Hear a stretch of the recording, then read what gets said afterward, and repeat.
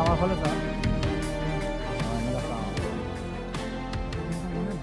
আজি আমাৰ এটা চিক্ৰেট ইনফৰমেশ্যন ডিমাপুৰ দিশৰ পৰা হৰিয়ংজান দিশলৈ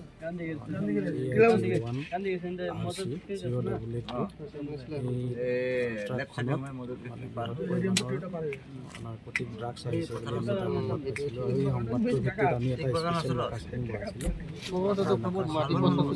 বহুৱাত আমি গাড়ীখন ইণ্টাৰচেপ্ট কৰোঁ।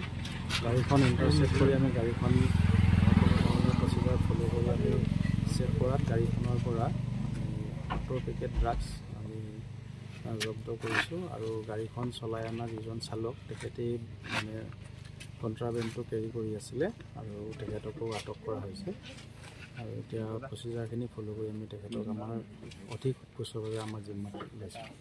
ছাৰ ড্ৰাগছখিনি বজাৰ মূল্য কিমান হ'ব? এইটো বজাৰ মূল্য প্ৰায় 7 কোটি টকা মানৰ হ'ব লাগে। ছাৰ ড্ৰাগছখিনি ক'ৰ পৰা? এইটো আমাৰ সন্দেহ হয় মানে বহিৰাজ্যৰ পৰা এইটো অসমৰ দিশে আহি আছিলে। তো ডিমাপুৰ ফালৰ পৰা এইটো আমাৰ